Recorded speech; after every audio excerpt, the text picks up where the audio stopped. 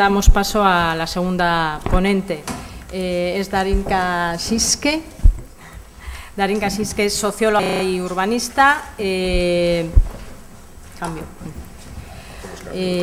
Ha desarrollado tareas de investigación en los campos, en los ámbitos urbano, social y ambiental, y en una serie de instituciones, programa de ciudades, Centro de Investigación para el Análisis de la Exclusión Social, tanto en Europa como en Hispanoamérica. En estos momentos es la responsable del Observatorio Europeo de Vivienda Social de CECODAS, y esta institución, este organismo, nos ofrece cantidad de información, de informes sobre temas de interés. Sobre todo trabajan sobre políticas de vivienda social en la Unión Europea, regulaciones y financiación de estas políticas de vivienda, el papel de la vivienda social para la cohesión social y la integración de los inmigrantes, y últimamente también han trabajado sobre regeneración urbana en Europa. Entonces ella nos va a hablar de esta perspectiva de la regeneración o rehabilitación urbana en Europa y del papel de la vivienda social. Muchas gracias. ¿Está funcionando el micrófono? Sí. Bueno, buenas tardes. Primero que todo quisiera agradecer a los organizadores del curso por invitarme. Es realmente un agrado venir en verano a San Sebastián y tratar de contarles un poco lo que estamos haciendo desde Europa, entre comillas. Bruselas, una ciudad que acabo de enterarme tiene unos planes muy ambiciosos y con muy buenas intenciones, pero desgraciadamente, bueno, yo soy habitante de Bruselas y debo decir que no se refleja siempre en la realidad, o toma mucho tiempo, que también es un factor importante en el cambio de las ciudades. Pero bueno, entonces, como decía Pilar, ¿no? Sí. En el Observatorio Europeo de la Vivienda Social, que es el departamento de investigación de la Asociación de Promotores de Vivienda Social en Europa, nosotros hace 6 años ya comenzamos a tratar de hacer un seguimiento de las políticas y mercados de vivienda en Europa, de manera de tener elementos estratégicos para informar mejor la toma de decisiones a nivel europeo, vale decir por las instituciones europeas, en temas que impactan la vivienda social a nivel local. Porque si bien vale mencionar que la vivienda en sí misma no es una competencia de la Unión Europea, sí existen una serie de directivas y normativas que emanan de la legislación comunitaria que tienen un impacto real y muy fuerte a veces en los Estados miembros. Bueno, de ahí una breve introducción de la institución a la que estaba a cargo ya hace 6 años, como decía. Al mismo tiempo realizo labores de investigación más académicas en el marco de un programa de investigación de la Universidad de Delft en Holanda, del cual soy investigadora asociada. Y bueno, gran parte de lo que les voy a presentar ahora, en particular los casos de estudio, experiencias concretas que van a ilustrar los conceptos que voy a presentar, los he realizado en el marco de esa actividad más bien independiente. Entonces, un poco una mezcla de lo que realizo en el observatorio y mis otras actividades. Y bueno, la presentación la he organizado en base a un contexto que hemos identificado con 2 tendencias claves que están marcando las políticas de regeneración urbana a nivel global, pero bueno, me voy a concentrar en lo que es Europa y en particular Europa occidental. 2 tendencias claves, decía. Una es el crecimiento urbano acelerado, que está impactando, bueno, como digo, al mundo en general. Ya vemos que el último informe de la ONU, del Habitat, muestra que en el 2008, por primera vez en la historia de la humanidad, sobre la mitad de la población vive en zonas urbanas. Y se espera que esta proporción crezca en el 2050 al 70%. Es decir, estamos siendo testigos de una urbanización muy, muy rápida, que obviamente trae una serie de desafíos aparejados. Dentro de esto está, por ejemplo, el debate entre cómo crecer, si crecer en extensión, el famoso urban sprawl, donde vemos que hay ciudades en que esto llega a extremos, como Los Ángeles, que creció 45% entre el año 75 y el 1990, sin embargo, triplicó su superficie en ese mismo periodo.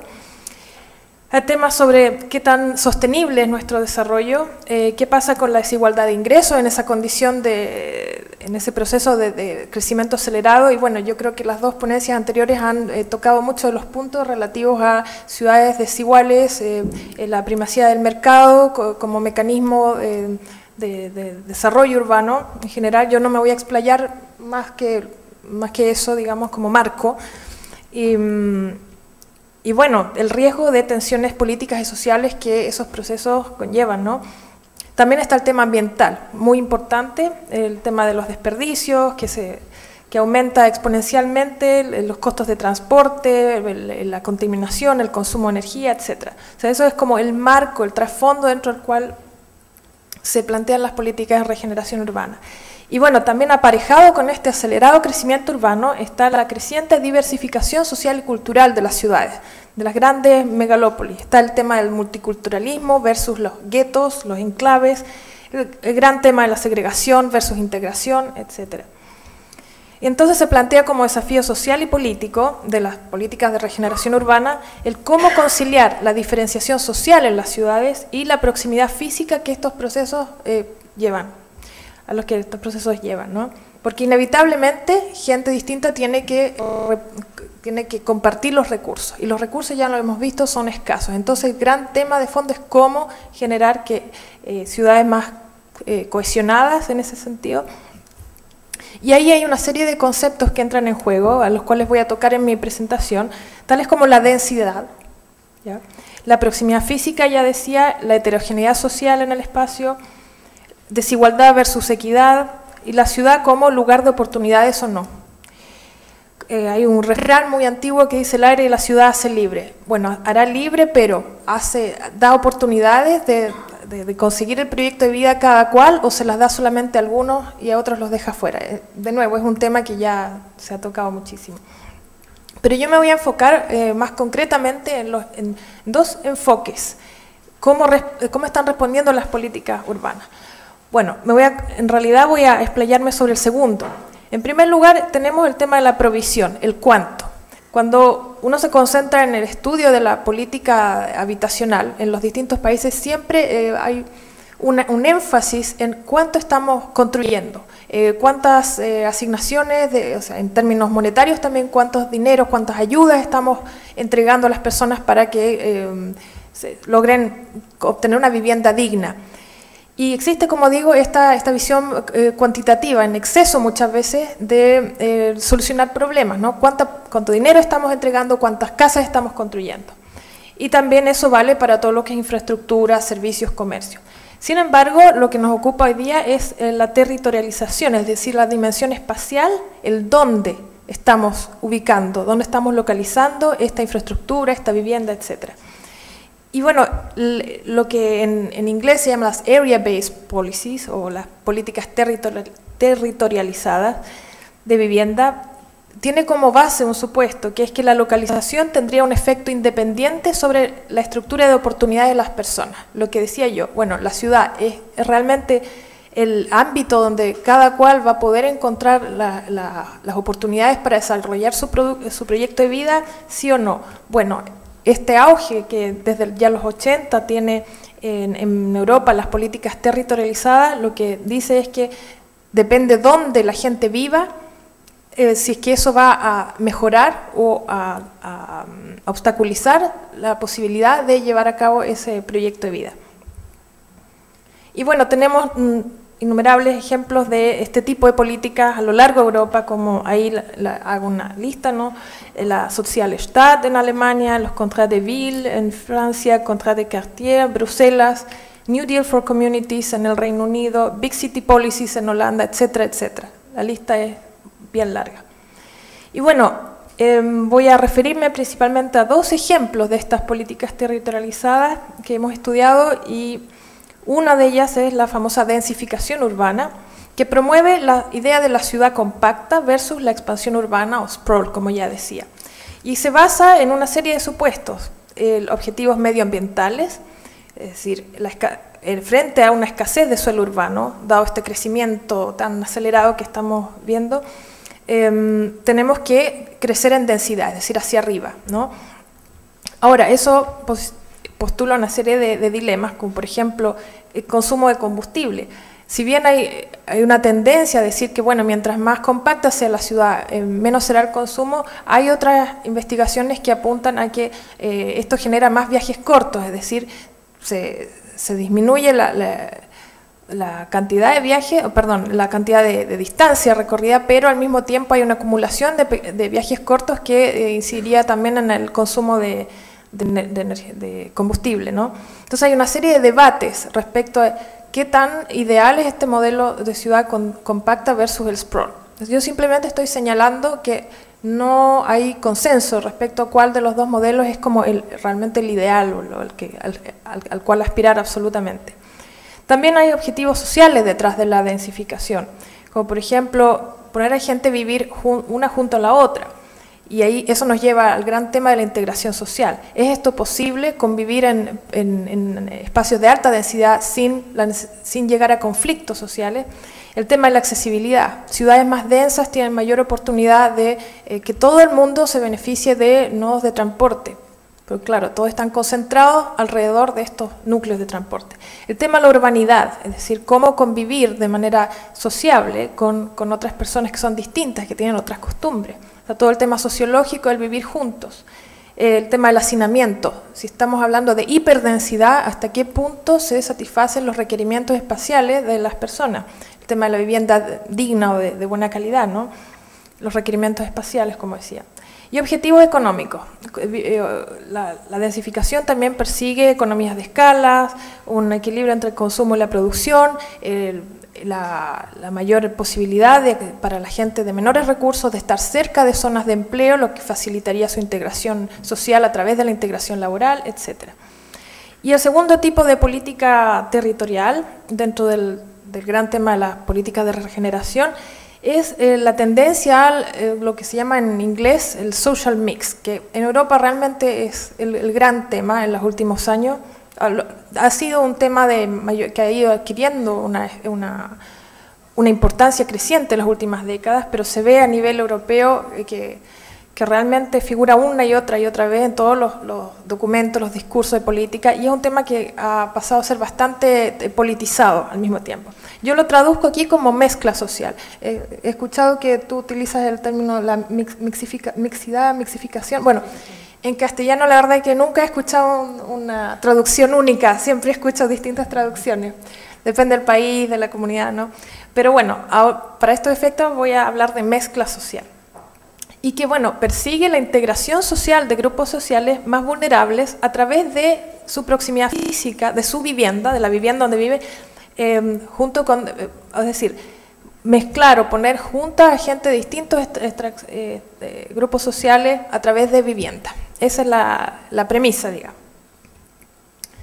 Y bueno, ambas políticas, como vemos, la densificación y la mezcla social, están estrechamente ligados, pues se basan en este supuesto de la proximidad física como condición para lograr los objetivos de la regeneración urbana. Entonces voy a revisar ahora estos dos ejemplos. Primero me voy a referir a la densificación urbana.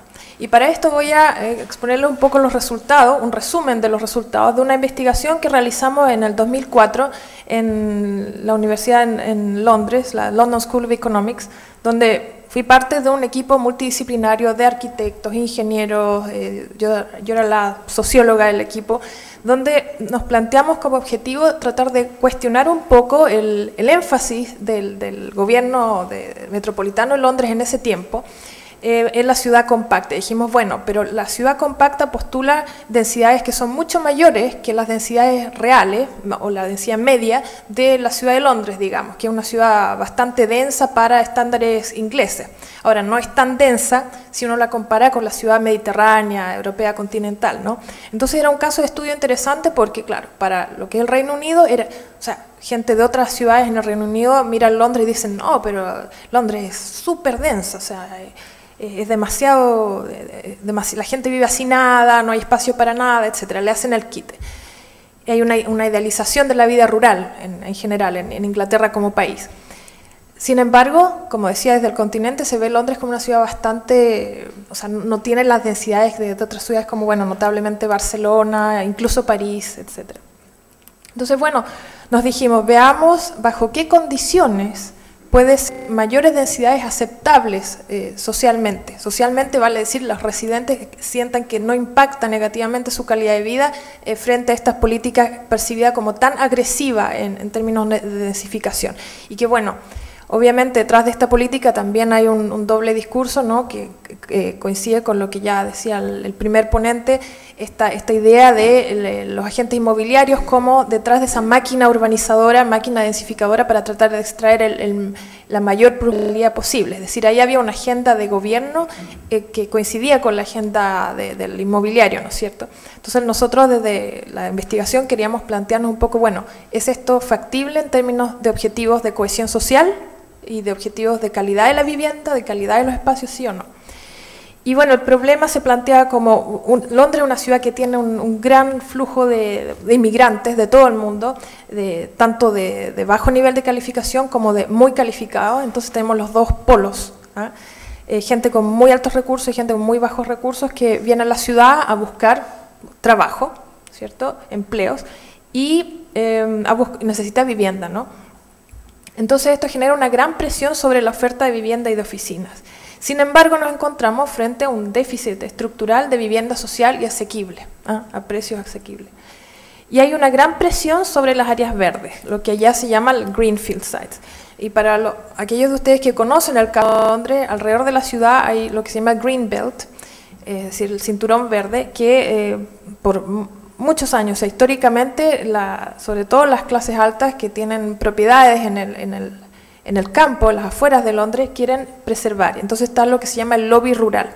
Y eso también contribuye a que exista una política de alta densidad, es decir, tratar de mantener lo más posible el campo, de manera que la ciudad se contenga, que no crezca, que no pase a llevar ese cinturón. ¿Y cuáles son las oportunidades para implementar estas políticas de densificación? Bueno, existe una cantidad de áreas café o de sitios eriazos que se pueden desarrollar dentro de las áreas consolidadas. Existe también la idea de promover la mezcla social y la necesidad de promover la mezcla social en lugares que se están constituyendo cada vez más en guetos en la ciudad. La necesidad de hacer usos mezclados, es decir, de tener una ciudad más funcionalmente integrada. Grandes recursos públicos para invertir en transporte público de manera de facilitar esta mezcla. Y bueno, la herramienta de la densificación. Sin embargo, como decía, hay un debate sobre qué tan deseable es esta densificación. Y entonces nos planteamos la pregunta, ¿qué atributos se asocian en la práctica a la experiencia de vivir en áreas de alta densidad en esta ciudad?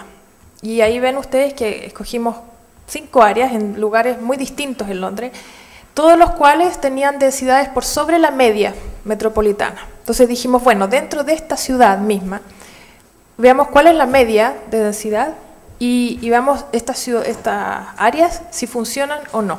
Ahora, los criterios de selección para estas áreas tomaron en cuenta los altos niveles de satisfacción y una serie de atributos positivos que estas áreas ya poseían. Es decir, son áreas que son consideradas como altamente exitosas en términos de su calidad de vida, de la satisfacción de los residentes. Y dijimos, bueno, son exitosas y al mismo tiempo son densas. Entonces, vayamos y preguntemos y analicemos espacialmente y socialmente cuáles son los atributos que se asocian a la densidad. Y ahí vemos, bueno, la distribución de la densidad residencial bruta en Londres tiende a concentrarse en el anillo interno. Y estas son, bueno, esto es, como les digo, un resumen de los resultados para darles una idea de las conclusiones a las cuales llegamos. Las 5 áreas son bastante distintas en su composición socioeconómica y cultural. Ahí dejé en inglés en realidad los nombres porque es difícil traducirlos. El primero, bueno, le llamamos enclave asiático, es realmente un área dominada por pakistaníes, por bangladeshis, por gente del sudeste asiático, y queda en la zona este de Londres, donde ahora se está llevando a cabo el gran plan de regeneración ligado a los Juegos Olímpicos del 2012. Entonces hay mucha inversión de transporte público, de vivienda social, vivienda asequible en esa zona. Pero como digo, es un enclave prácticamente, pero un enclave que funciona bastante bien, como digo, hay altos niveles de satisfacción.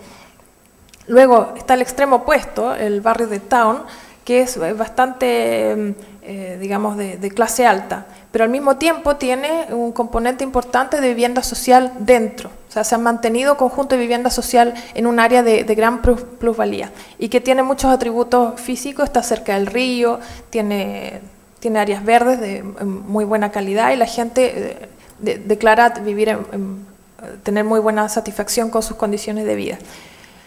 Y así, bueno, no me voy a explayar mucho por los otros debido al tiempo, pero en síntesis podemos decir que las 5 áreas tenían, como ya digo, condiciones espaciales óptimas, niveles de satisfacción altos y eran distintas en su caracterización socioeconómica.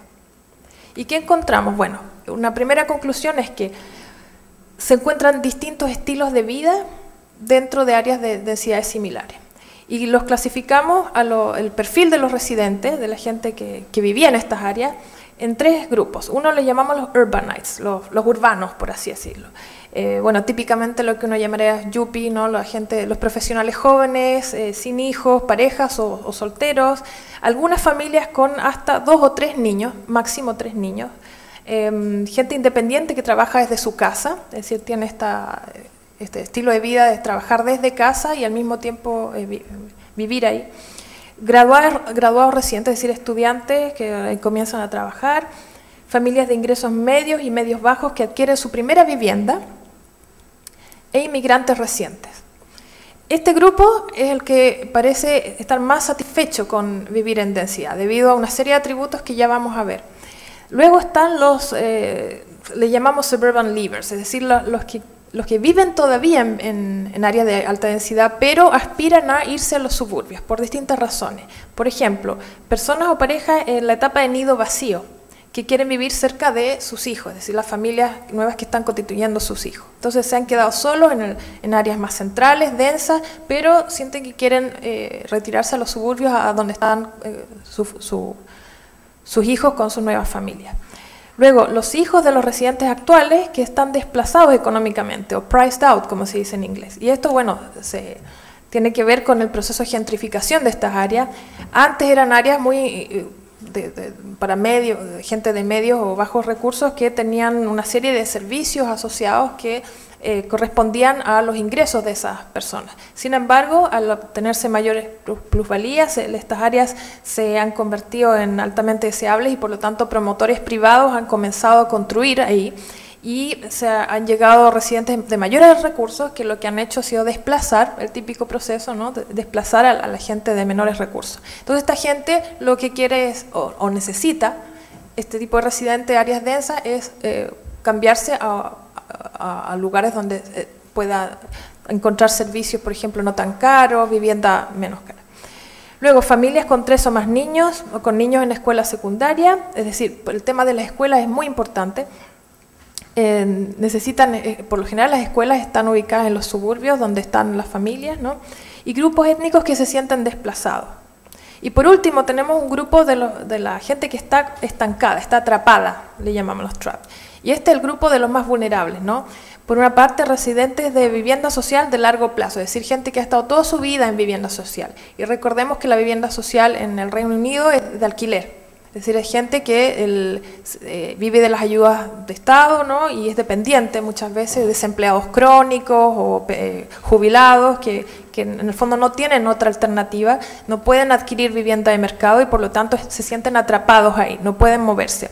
Y esto es realmente un drama porque, como decía, fruto de la gentrificación de estos espacios, el costo de la vida sube, es decir, se reemplazan los comercios locales que antes iban aparejados al nivel de ingresos de sus habitantes, ahora han llegado nuevas cadenas de tiendas que han encarecido la vida. Adultos mayores de bajos ingresos y solicitantes de asilo político, es decir, los refugiados políticos.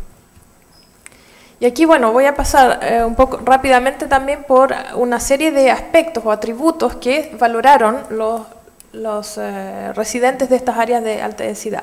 Por ejemplo, los atributos sociales, llamados sociales, son los mejor evaluados en áreas densas.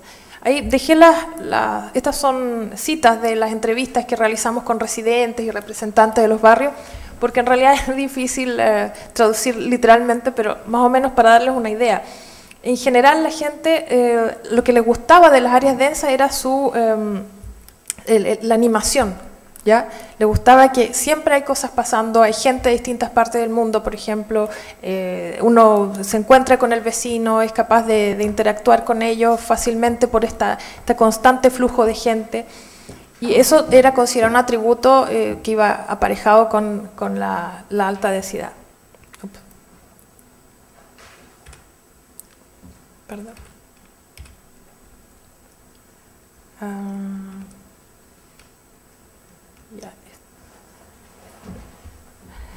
Y luego encontramos que el espacio habitable, esto es importante, el espacio habitable por persona es más importante que la densidad residencial en sí misma, como un indicador relevante de satisfacción residencial, ¿ya? Esto es algo que, bueno, que para los arquitectos y planificadores muchas veces puede sonar obvio, pero tiende a olvidarse en el proceso concreto de construcción de las viviendas. Es otro indicador. Luego, diseño y densidad. Esto tiene que ver con lo anterior. Aquí encontramos que la visibilidad es más aceptable que el ruido como externalidad. Y aquí hay una cita un poco larga, pero se la sintetizo. Había un residente que afirmaba que cada día veía a una señora muy viejita que miraba de su ventana y el único contacto que tenía esa mujer con el mundo exterior era mirar a sus vecinos. Entonces decía, a mí no me importa si este residente, si uno si la privacidad visual se invade un poco a cambio de ese contacto social. Lo que sí me molesta mucho es el ruido. Entonces habían cosas como el ruido, los olores que eran, del punto de vista del diseño, eran bastante menos tolerables que el tema de la visibilidad. Luego, encontramos que las áreas verdes son fundamentales para que áreas de densidad alta funcionen. Y no cualquier área verde, esto es muy importante. En términos de diseño, tienen que ser áreas ni muy pequeñas ni muy grandes, es decir, de un tamaño adecuado, ¿eh? Que sean fácilmente recorribles, pero que también no se agoten, digamos, no sea una placita pequeña, sino que tenga suficiente espacio de esparcimiento para la cantidad de gente que habita el lugar, que estén en buen estado, es decir, en buena mantención, limpias y que sean percibidas como seguras. Ahora esto, de nuevo, parece sentido común, pero la realidad muestra que muchas veces existen áreas verdes que se encuentran dilapidadas, en mal estado, y los municipios se olvidan de eso y bueno, pueden hacer una gran diferencia a áreas densas. Luego, los residentes también reconocen que gracias a la densidad se tienen servicios y conexiones de transporte y que ellos también reconocen que esas son cualidades específicas de las áreas densas, a diferencia de las áreas suburbanas, ¿no? Esto es interesante porque tiene que ver con la vivienda social y la mezcla social. Aquí tenemos un punto de encuentro entre estas dos políticas a las que me estoy refiriendo. Estoy hablando de densidad, pero aquí vemos donde la proximidad física con gente de otros grupos sociales, notablemente los que viven en vivienda social, puede constituirse en un conflicto. Y lo que encontramos fue que los residentes de vivienda privada se sentían de alguna forma invadidos o un poco agredidos espacialmente o físicamente por la presencia de estos grandes bloques, de los grandes edificios de vivienda social. Son típicos, ¿no es cierto? En toda Europa encontramos en los años 60 se construyeron estos grandes conjuntos de vivienda social. Y entonces la gente que vive en las casas o en edificios más pequeños se siente, como digo, un poco agredidos por la presencia. Y muchas veces ni siquiera es la gente misma, los residentes mismos de vivienda social los que generan este conflicto, sino que es la presencia física del edificio. Y además la tipología, es decir, es muy reconocible la vivienda social como tipología. De ahí, bueno, surgen unas recomendaciones también respecto al diseño, que ya vamos a ver.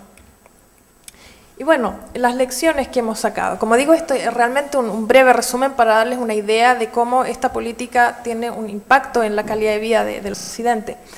Primero que todo decimos, hay que reevaluar las políticas de densificación como instrumento de planificación urbana. Y de nuevo, hay que tener una visión de ciudad al pensar en esta política que muchas veces se aplica automáticamente. Ya hay que densificar y se aplica muy cuantitativamente, con un criterio meramente cuantitativo. Hay que ver la parte cualitativa de la densidad, y esto puede sonar paradojal, pues la densidad es un instrumento cuantitativo, ¿no? Una calidad casi matemática, pero hay una parte que es sensorial, que es perceptual y que se relaciona con cómo la densidad es vivida por las personas. Luego, hay que reconocer la diversidad de estilos de vida y de ciclos de vida. Es decir, nosotros encontramos que no vale la pena planificar barrios o conjuntos habitacionales para que la gente viva toda su vida. Dependiendo del momento de su vida en que se encuentre, va a necesitar vivir en áreas más densas, menos densas, dentro de la ciudad, fuera de la ciudad. Es decir, la condición de habitante va cambiando y así debe la ciudad responder a ella. Buscar un equilibrio entre la densidad interna y externa, lo que les decía de la densidad dentro de la vivienda y fuera. Y acá es interesante ver que muchas veces los estándares de vivienda social, notablemente en el Reino Unido, como en este caso, son mejores que los de la vivienda privada. Es decir, las viviendas sociales tienden a tener más espacio o metros cuadrados por habitante, por normativa, que la vivienda privada. Es decir, gente pobre o vulnerable que se encuentra frente a decidir, voy y vivo en una vivienda privada de alquiler o trato de postular una vivienda social, bueno, muchas veces se va a encontrar con que está mejor una vivienda social de alquiler. Obviamente el gran problema son las listas de espera, es decir, no hay vivienda de alquiler social para todos aquellos que la requieren.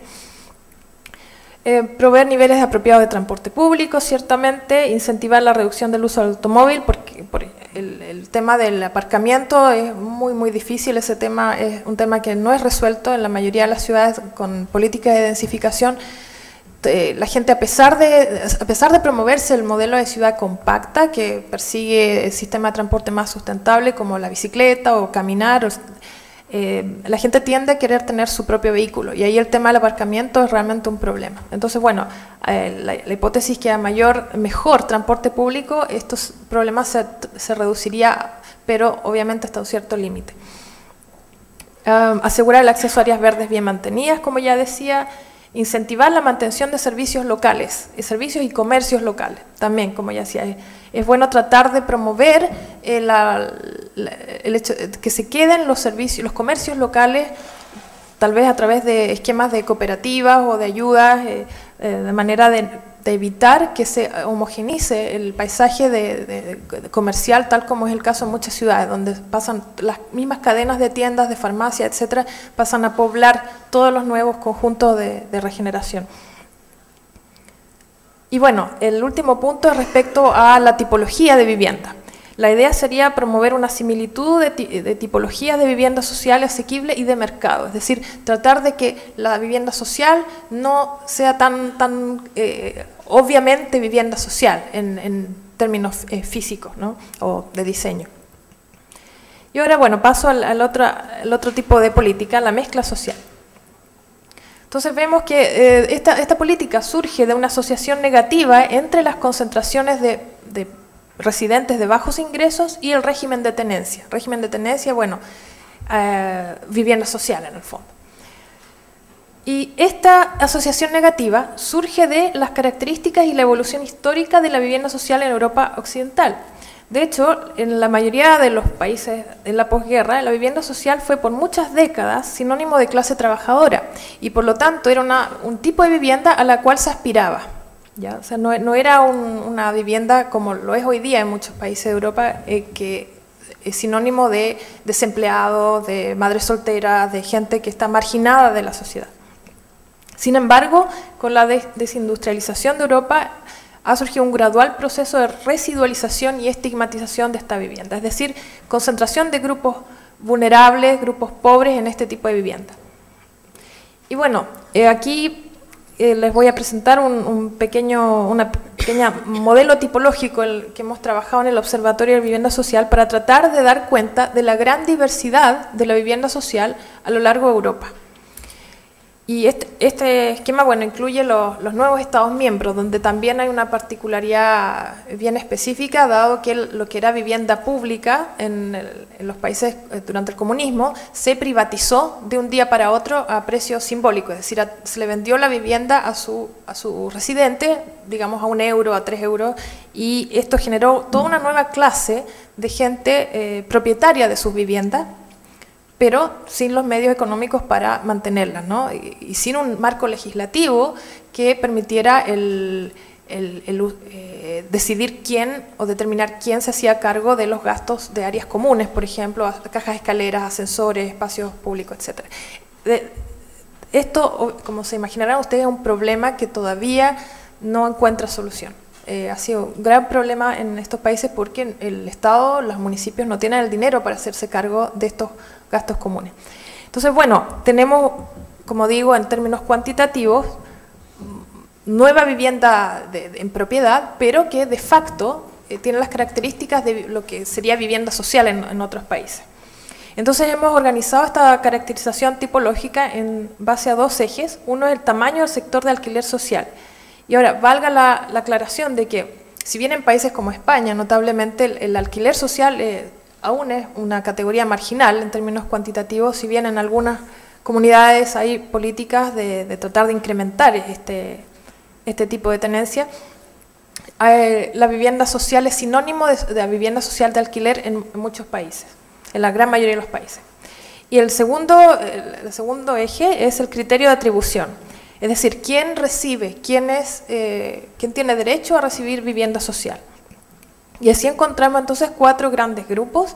Uno es el que llamamos vivienda social residual, que es donde hay, bueno, independientemente de la cantidad de vivienda social de alquiler, vemos que en el Reino Unido hay más de 20% de gente viviendo en viviendas, del mercado total de vivienda, vivienda social de alquiler. El criterio es residual, pues se supone que esa vivienda va solamente a grupos vulnerables, grupos que no tienen los medios para adquirir vivienda en el mercado. Al mismo tiempo tenemos el tipo generalista, es decir, una vivienda que viene de la tradición de entregar vivienda social a los grupos medios, a la clase trabajadora. Y ahí, bueno, tenemos 2 subgrupos. Uno es Francia, donde también coexisten los 2 tipos. Hay un tipo de vivienda residual, es decir, para los más vulnerables, junto con un tipo de vivienda que está orientada a las clases medias. Alemania y Bélgica también se encuentran en esa categoría. Y luego está la vivienda generalista, es decir, la vivienda realmente orientada más a las clases medias, como Austria y otros países. Y luego tenemos el llamado tipo de vivienda universalista. Y esto es interesante porque son 3 países, Holanda, Dinamarca y Suecia, donde la vivienda social es para todo el mundo. O sea, no hay límites de ingreso, no hay criterios restrictivos. Es decir, en teoría todo el mundo tiene acceso a esa vivienda. Ahora, ¿por qué estos países han mantenido ese criterio? Y eso es lo interesante. Pues ellos pretenden que a través de ese modelo se dé cabida a una variedad de grupos socioeconómicos dentro de los conjuntos de vivienda que se construyen, es decir, persiguen evitar la segregación. Y esto, como vamos a ver, es un enfoque importante cuando se trata de evaluar políticas de mezcla social. Aquí vemos la distribución geográfica de estos enfoques. Y otro punto importante a destacar cuando hablamos de vivienda social en Europa es el cambio de demanda. En las últimas décadas, como ya les anunciaba, bueno, desde la postindustrialización, que el perfil del residente de vivienda social ha ido cambiando muchísimo. Sin embargo, ¿cómo ha ido cambiando esa demanda? Bueno, lo que antes era vivienda social para familias nucleares con 2, 3 o más hijos, ¿no? Ahora se ha vuelto más diversa, con mucho más hogares uniparentales, es decir, unipersonales, ya sea una persona, gente jubilados o solteros o divorciados, o bien jóvenes que todavía no constituyen su familia, también madres solteras, muchísimo, cada vez más, gente de minorías étnicas, y lo que ha disminuido, como decía, son hogares de clase media, y en términos de tamaño del hogar, hay muchos más hogares, pero más pequeños. Entonces esto genera muchos desafíos para la oferta, tales como adecuar físicamente la vivienda existente para este nuevo tipo de residente y construir más vivienda. Y obviamente eso adhiere a la presión que hay por proveer vivienda social en general. Ahora, el tema de la mezcla social y la vivienda social, ¿cómo se relacionan? En este contexto de creciente residualización de la vivienda social en gran parte de Europa, las políticas urbanas buscan combatir la segregación y la estigmatización de estos residentes a través de la mezcla social. ¿De qué hablamos cuando hablamos de mezcla social? Bueno, se trata precisamente de mezclar hogares de distinta extracción social en el espacio a través de la asignación o construcción de vivienda para estos distintos grupos en proximidad física, es decir, dentro de un mismo conjunto. Y puse ese asterisco en la extracción social, el concepto de extracción social, porque tenemos que ver, a ver, qué se entiende por distinta extracción social. Estamos hablando, dependiendo del país y de la ciudad incluso, cómo se define este grupo objetivo. Ese grupo se define, por ejemplo, a través de un criterio socioeconómico, lo que en Inglaterra son los MIC, Mixed Income Communities, ¿ya? Dependiendo del nivel de ingreso, bueno, vamos a mezclar gente con distintos niveles de ingreso. O bien a través de los regímenes de tenencia, eso es lo que se llama el tenure mix también. Gente de vivienda social, de alquiler, de vivienda en propiedad, de vivienda de alquiler privado. Luego, mezcla de grupos étnicos también puede ser, o mezcla funcional. Mezcla generacional, que es un tema cada vez más en boga, pues tenemos una proporción de gente mayor que va en aumento también aceleradamente. Y se supone que en el futuro no muy lejano vamos a tener barrios enteramente de gente mayor. ¿Es eso lo que queremos o queremos hacer que la gente viva, digamos, mezclada en términos etarios también? Y acá, bueno, les muestro un esquema como en el Reino Unido, por ejemplo, el tenure, es decir, el estatuto de ocupación, es un proxy de mezcla social. Aquí lo que se hizo fue correlacionar el nivel de ingreso de los hogares con su estatuto de ocupación. Y lo que vemos es que en los bajos ingresos predomina el alquiler social. En los altos ingresos claramente la gente es propietaria de su vivienda y la diferencia lo cubre el alquiler privado. Entonces, en países como el Reino Unido y en otros países también, hace sentido al hablar de mezcla social, de hablar de mezcla de estatutos de ocupación. Es decir, mezclar gente de vivienda social con gente de vivienda de mercado. Por eso hago esta aclaración, pues en los ejemplos que vamos a ver a continuación, es ese el criterio de mezcla social que se aplica, es decir, estatuto de ocupación equivale a mezcla social. Ahora, en términos espaciales, tenemos dos tipos de mezcla. Uno es el llamado clustering o agrupamiento o grano grueso, es decir, dentro de un conjunto de edificios, algunos edificios corresponden a la vivienda social y otros corresponden a vivienda de mercado, ya sea alquiler o en propiedad. Y hay otro tipo de mezcla social que es mucho más compleja, es más compleja de llevar a cabo y de gestionar, ciertamente, que es el llamado pepper potting o dispersión o grano fino, es decir, mezclar los hogares, las unidades de vivienda, incluso dentro de un mismo edificio, tener gente de vivienda social, viviendo junto a propietarios, viviendo junto a... totalmente mezclado. Y vamos a ver que cada uno presenta desafíos muy distintos. Ahora, me voy a referir, antes de pasar a los ejemplos, con lo cual voy a cerrar mi presentación, me voy a referir a nivel político y conceptual cuáles son los grandes debates respecto a esta política, porque es una política bastante controvertida. Y voy a organizar esta exposición de los debates en dos dimensiones. Una es la dimensión normativa o ideológica y la otra es la dimensión técnica, respecto a las herramientas para lograr que funcione bien la mezcla social. En primer lugar, ¿es deseable tener políticas de mezcla social, sí o no? En primer lugar, tenemos un dilema. ¿Hemos de implementar el derecho a la vivienda de las personas que más la necesitan o hemos de mezclar a las personas? ¿Por qué es esto un dilema? ¿Por qué hay que elegir? Bueno, simplemente porque hay escasez, como ya decía antes, de vivienda social o asequible. Y por lo tanto, cada vez que se atribuye vivienda social hay que elegir. Le doy vivienda social a los que están en la lista de prioridad. A todos ellos agoto lo más posible la gente vulnerable que está esperando vivienda social, o le doy a algunos que están en la lista de prioridad y le doy a otras clases medias, de manera de mezclar a la gente y evitar los guetos de gente vulnerable solamente en la vivienda social. Y sobre todo en sistemas universalistas, como ya les había hablado antes, notablemente en el caso de Holanda, también Austria, Dinamarca, Suecia, el criterio y el consenso social y político por décadas ha sido de mantener esta diversidad de estratos socioeconómicos dentro de un mismo conjunto de llamada vivienda social, de manera de evitar, como digo, esta segregación, estos guetos, esta estigmatización. Y a esto obviamente hay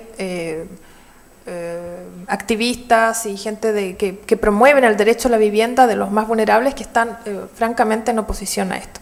Incluso la Comisión Europea, a través de la Dirección General de la Competencia, está en contra de estos enfoques, pues en su criterio la vivienda social debe ser atribuida en primer lugar y solamente a grupos más vulnerables.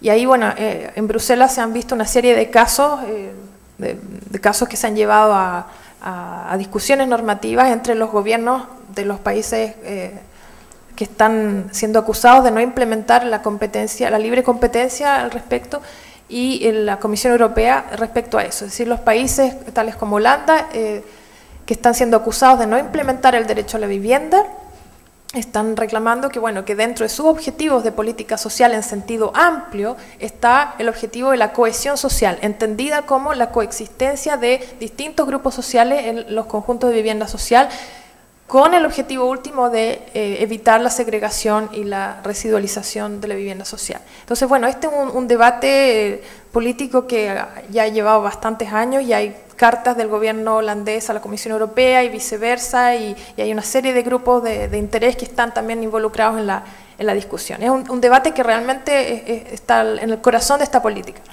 y que va a dar para mucho más tiempo, creo yo. Luego, hay críticas respecto a la ingeniería social que esta política supone, es decir, vamos a dispersar a los pobres de manera que no tengan la oportunidad de organizarse. Esa es otra crítica que existe. También se la critica de destruir las redes sociales de apoyo, las identidades comunitarias, es decir, comunidades de gente pobre o vulnerable que está en vivienda social hace mucho tiempo y que supuestamente funcionan bien en sí mismas. Al introducir la mezcla social se estarían destruyendo estas redes y estas oportunidades para salir adelante.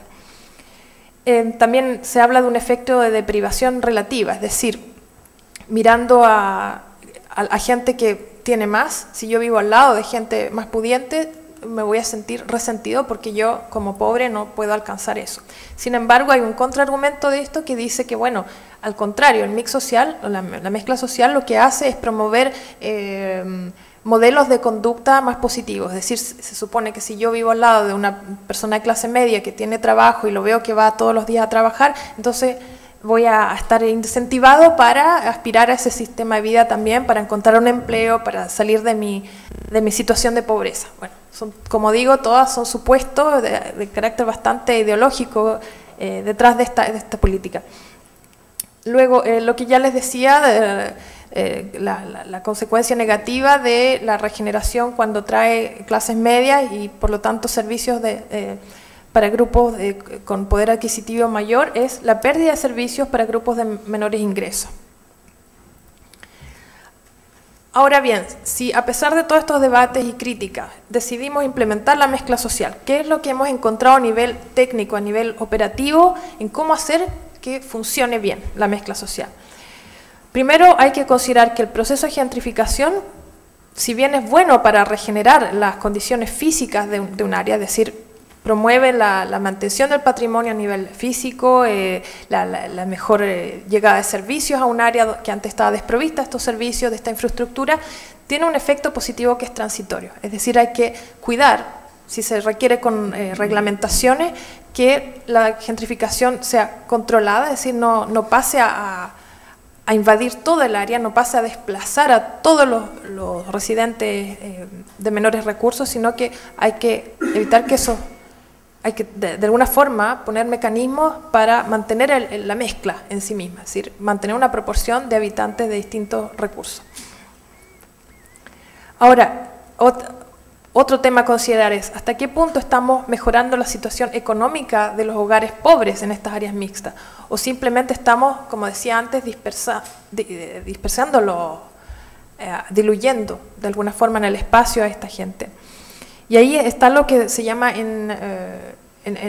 los holandeses en política de regeneración urbana llaman el waterbed effect, es decir, el efecto cama de agua, que políticas de mezcla social muchas veces lo que hacen es, bueno, cuando una cama de agua pincha un lugar, ¿no es cierto?, sale agua, pero sale por otro lado, ¿no?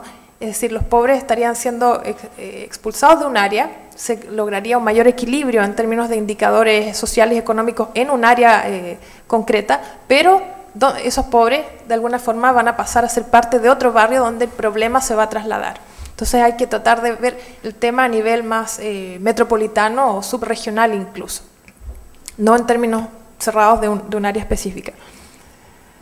Ahora, ¿hasta qué punto, dada el contexto de promoción de una movilidad geográfica a nivel de la Unión Europea, debe ponerse tanto énfasis en políticas tan acotadas territorialmente? Esa es otra cuestión a considerar.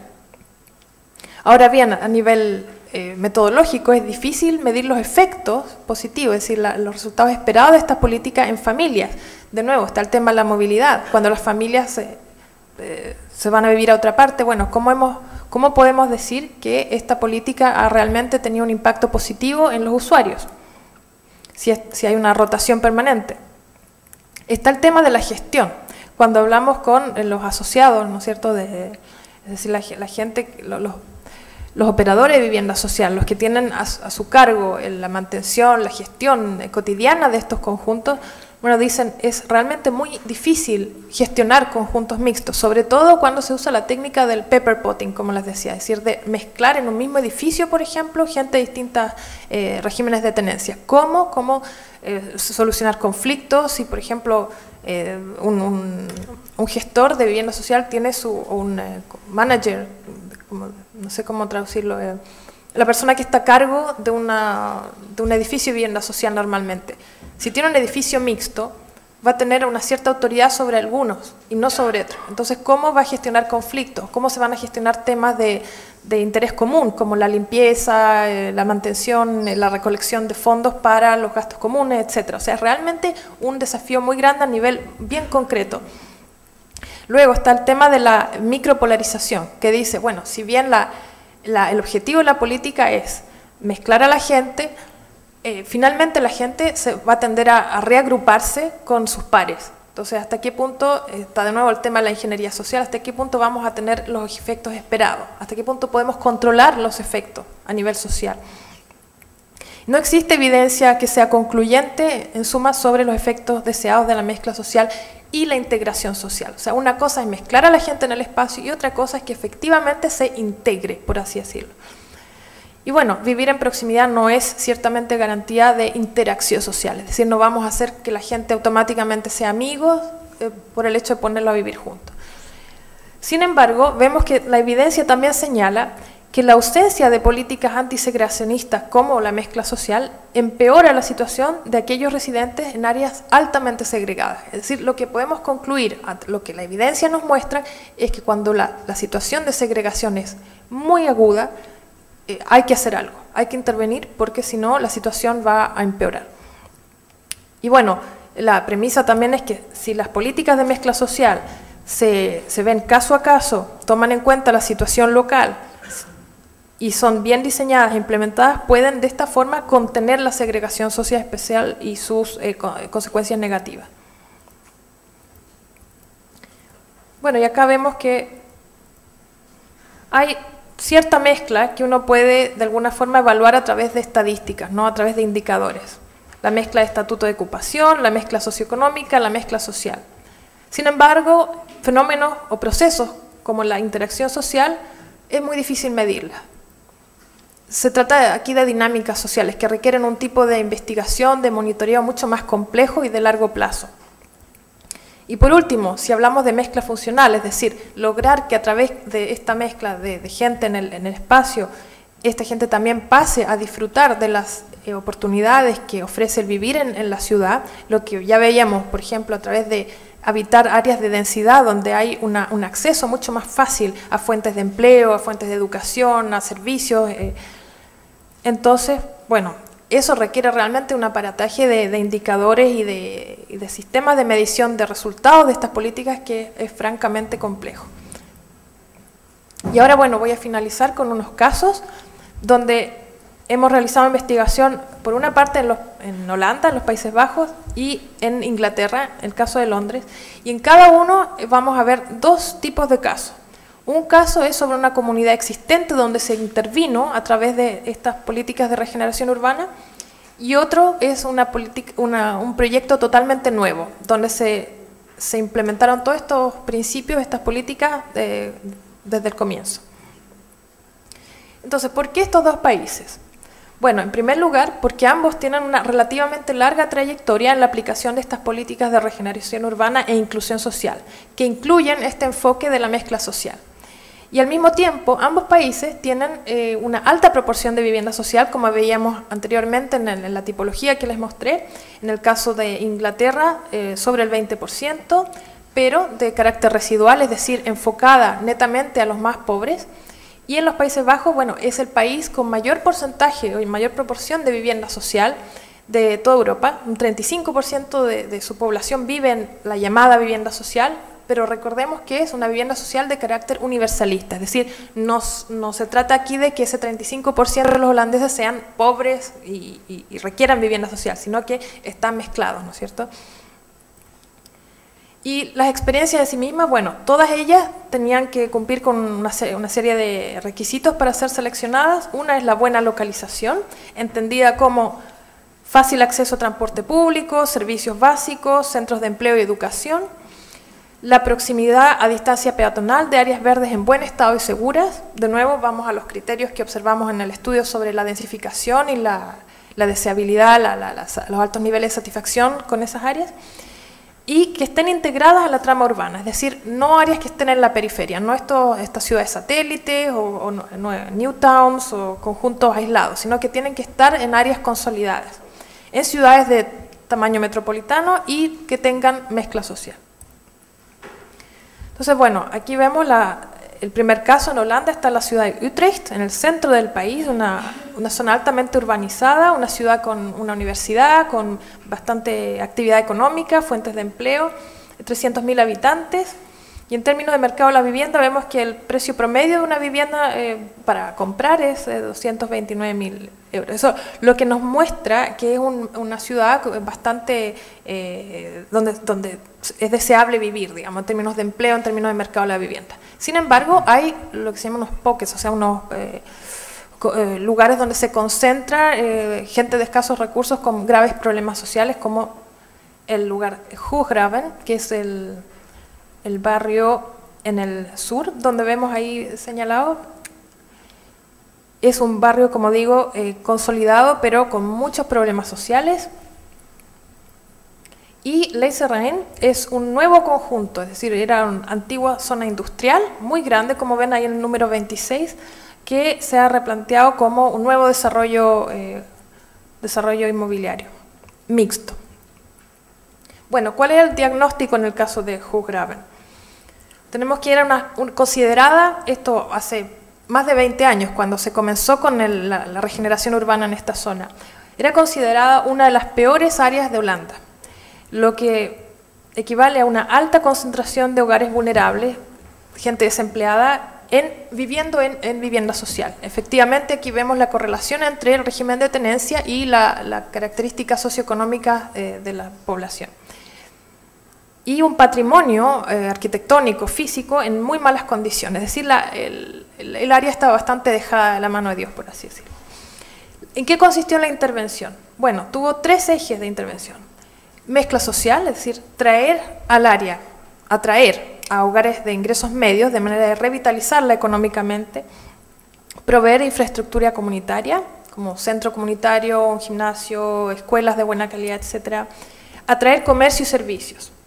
Demoler la vivienda en mal estado, realojar a la vivienda social, ya sea en el barrio o afuera, lo que les hablaba del waterbed effect, este efecto de cama de agua, ¿no es cierto?, de intervenir un área, pero parte de la población vulnerable se desplaza a otra área, y la atracción de familias de clase media, a través de la construcción de viviendas de lujo o bien la remodelación de vivienda social para clases medias.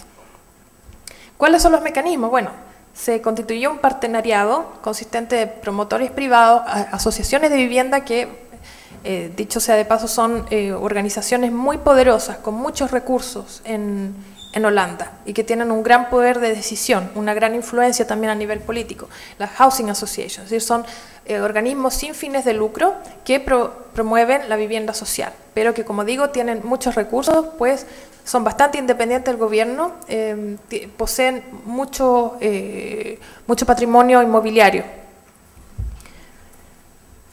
mucha negociación también y obtención del suelo a través de convenio con las municipalidades. Ahora, ¿cuál fue la evaluación de partida del barrio de Hooggraven?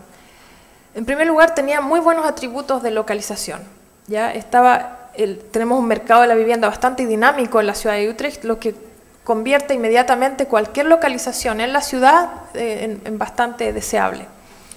Es un barrio bastante central de su localización y con buenas conexiones existentes de transporte público, una buena conectividad provincial, regional, también cercanía a autopistas. Ahora, en un país como Holanda, que es muy pequeño y muy denso, donde la gente tiende a vivir en una ciudad y trabajar en la otra, esto es fundamental, tener acceso a una estación de tren, por ejemplo. Proximidad a centros de empleo y educación, la universidad, como ya les decía, otras industrias. Y el proyecto en sí mismo, ¿qué atractivos tenía? Como ya digo, la dotación de infraestructura social y educacional para distintos grupos sociales y culturales. La inversión en seguridad ciudadana, tanto en términos objetivos, es decir, poner más policías, más cosas que visualmente a la gente le generaran una sensación de seguridad, como subjetivos. Ya hablamos, la percepción de seguridad, campañas de resolución de conflictos, etc. Proveer de actividades para la gente joven. Cuando hablamos con el líder de la iniciativa, que de hecho era un gestor local de una unidad de gestión de barrio, esta persona fue él quien ideó, fue el que tuvo la visión hace más de 20 años y todavía sigue ahí en su puesto. Entonces, de alguna forma, él hacía una continuidad de todo el proyecto. Y nos habló de que el gran problema en general en los barrios deprimidos en Holanda son los jóvenes, sobre todo los de origen marroquí, que, bueno, desgraciadamente no tienen empleo y están ahí todo el día en la calle sin mucho que hacer, y por lo tanto esto genera fricciones, genera problemas con el resto de la población. Entonces dijeron, bueno, ¿qué hacer para activar a los jóvenes? Para evitar el ocio destructivo, por así decirlo. Vamos a empezar a preguntarles, bueno, y a ver, ¿qué les gustaría hacer?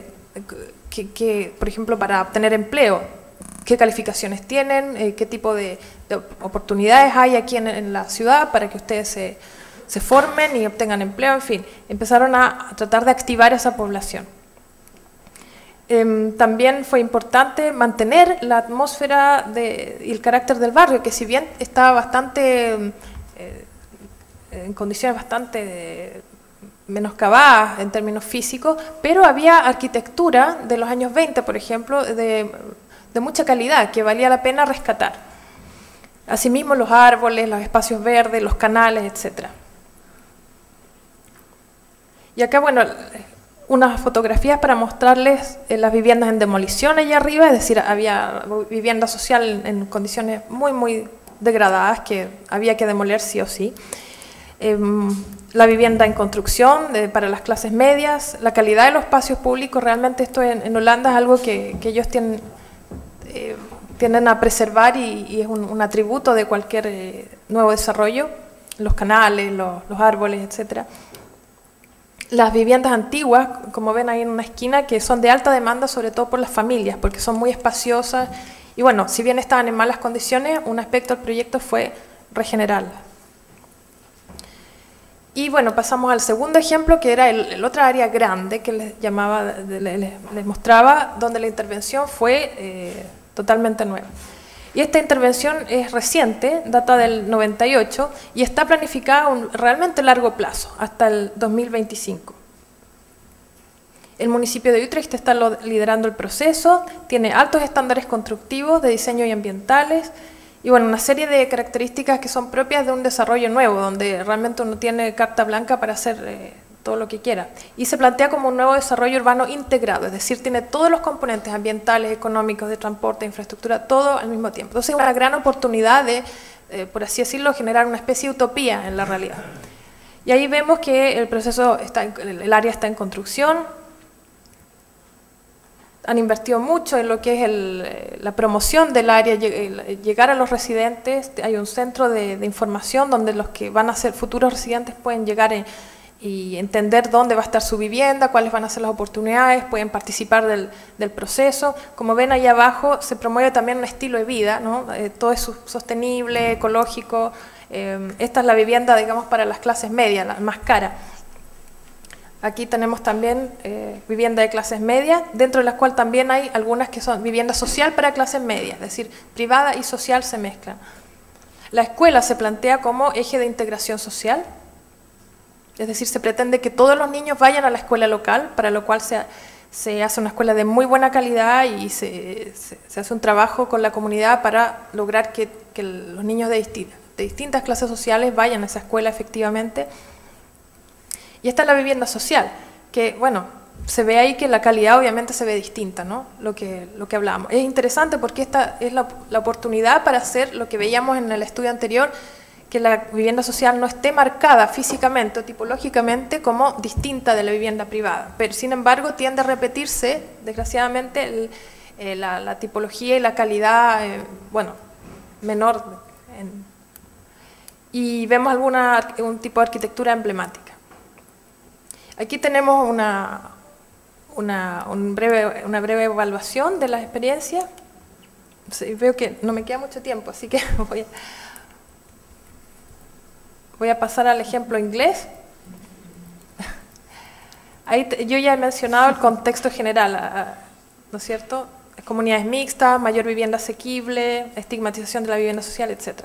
Y aquí, bueno, muchos de ustedes seguramente conocerán el Thames Gateway en Londres, que es la parte este del estuario del Támesis, que es un área que ya desde el milenio se ha convertido en un área emblemática de desarrollo urbano. Ahora con las Olimpiadas también se está dando mucho impulso, hay mucha inversión tanto pública como privada para generar vivienda social y vivienda de lujo, es decir, una mezcla de los dos tipos de vivienda y grandes intervenciones como por ejemplo edificios emblemáticos, etc. Y acá tenemos un proyecto que es Greenwich Millennium Village, contó con un gran financiamiento y acá se aplicó lo que es los dos tipos, los dos tipos de mezcla social. Si ven ahí el achurado azul y amarillo, ese es el pepper potting. Y el otro es un poco el clustering, pero un clustering bastante acotado, de mezcla social. Un parque ecológico, arquitectura icónica, etc.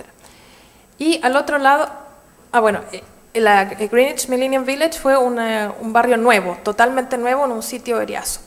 Y Britannia Village fue una intervención en un barrio consolidado. Como vemos ahí, claramente se ve, si ven la codificación en colores, eso clustering, es decir, la mezcla social se hizo a través de, bueno, en un mismo esquema se pusieron a los de vivienda social en un lado y a los de vivienda privada en el otro, es decir, no hubo realmente una mezcla a nivel micro.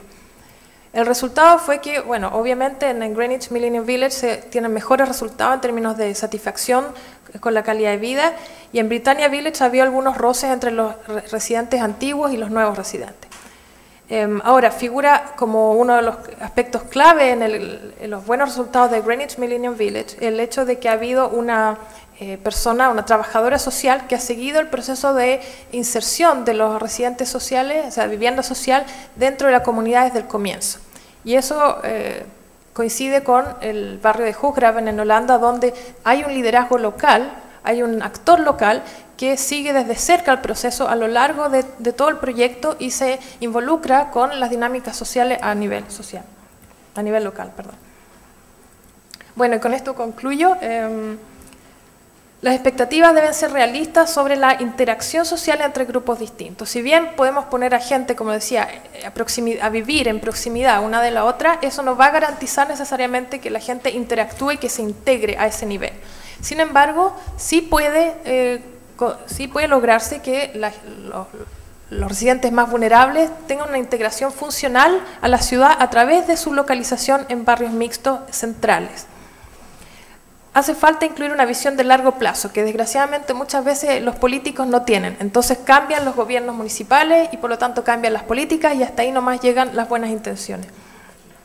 Deben considerarse las dinámicas sociales como la movilidad, la gentrificación, al momento de pensar el mix social. Es decir, las condiciones van a cambiar, los residentes van a cambiar. Hay que pensar cómo generar una constante de manera de poder medir resultados y de dar el tiempo para que los resultados esperados lleguen a concretarse. La importancia de los espacios públicos, como ya decía, es fundamental. También es fundamental integrar la escala urbana y subregional en estos procesos. Es decir, hay una limitación de las políticas territorializadas en términos de tratar de resolver problemas del espacio en espacios muy acotados. Hay que pensar, como digo, todas las dinámicas que van más allá del barrio y que tienen que ver con movilidad a esos dos niveles, urbana y subregional. Ahora hay también una hipótesis que surge de estas investigaciones que dice tal vez es mejor mezclar grupos de menor distancia socioeconómica que grupos tan polarizados, de los muy ricos con los muy pobres. Y bueno, indudablemente el rol del diseño urbano, promover la similitud tipológica y de estándares, evitar las barreras, típicamente hay muchos conjuntos mixtos, entre comillas, donde uno ve que entre la vivienda de los pobres y la vivienda de los ricos, por ponerlo de esa manera, hay una especie de buffer o, como digamos, obstáculos físicos, que si un bandejón central, una línea de árboles, de alguna forma se está señalando la diferencia entre estos dos tipos de vivienda. Y ahí, bueno, mencionar simplemente un aspecto de Greenwich Millennium Village, el conjunto en Londres que era considerado exitoso. Por ejemplo, los arquitectos diseñaron el parking, no subterráneo, sino que en superficie, y el parking de la vivienda privada. ¿Para qué? Para que la gente al aparcar su auto y dirigirse a su vivienda tuviera que atravesar un parque, un área común, que compartía con los residentes de vivienda social y de esa forma tener la oportunidad de interacción social con esta gente. Porque lo que ocurre muchas veces es que, claro, el parking está justo debajo de la vivienda privada y eso no da oportunidad a que los propietarios de vivienda ni siquiera miren o conozcan a sus vecinos. Entonces, esos aspectos de diseño muchas veces hacen una diferencia. Y bueno, tal vez puedo volver a esto en la mesa redonda en la tarde porque tiene que ver con recomendaciones de política y elementos estratégicos. Y simplemente 3 consideraciones finales. Uno es, yo comencé hablándoles de las políticas territorializadas como un enfoque en auge en las últimas décadas en Europa. Bueno, cabe pensar cuáles son las limitaciones de estos enfoques territorializados. Ya lo decía, creo, un ponente anterior, el urbanismo lo que no va a cambiar las condiciones estructurales, pero sí puede mejorar de alguna forma o incluso empeorar las condiciones a nivel local. Y yo creo que es ahí donde hay que posicionar estas políticas de regeneración urbana y sus posibilidades. Por una parte, como ya había dicho yo, revisar los dogmas, es decir, al nivel ideológico. Hay que densificar a toda costa porque hemos determinado de alguna forma que la ciudad compacta es el modelo a seguir y cerrarnos a otras posibilidades. La mezcla la vamos a hacer por principio, es decir, es bueno mezclar porque sí, o hay veces en que hay que dejar que las comunidades sean segregadas, cuando estas sí funcionan.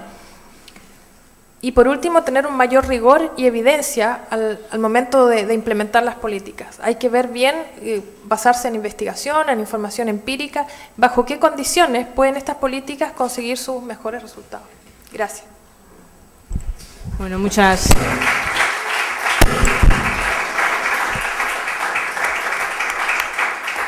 Bien, muchas gracias a los dos ponentes. Ahora dejamos unos minutos para que podáis intervenir y podáis preguntar, ¿vale?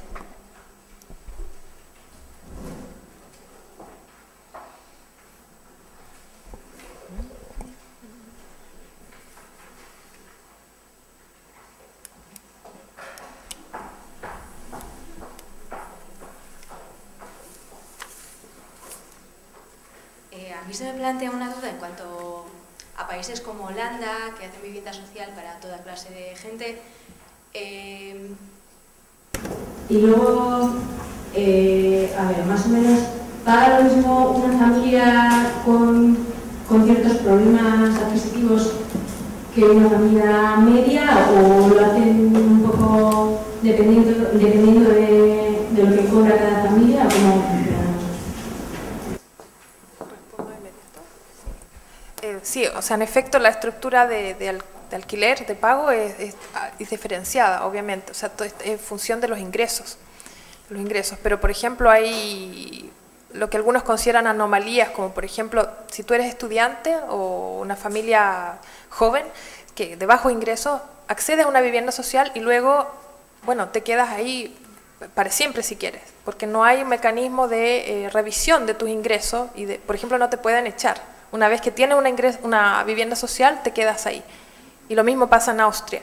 Entonces, claro, hay detractores de este sistema porque dicen, bueno, eso finalmente está subsidiando gente que en el futuro va a ganar más y que tiene una vivienda muy bien localizada, por ejemplo, porque como decía al principio de la mezcla, lo que pretende es tener gente de distintos estratos viviendo en zonas centrales, bien localizadas, de alta plusvalía. Entonces hay muchos que dicen, esto está privatizando plusvalías, ¿no? A nivel individual, de las familias. Pero el objetivo de política social ahí, como ya explicaba, es de precisamente mantener esta mezcla en el espacio.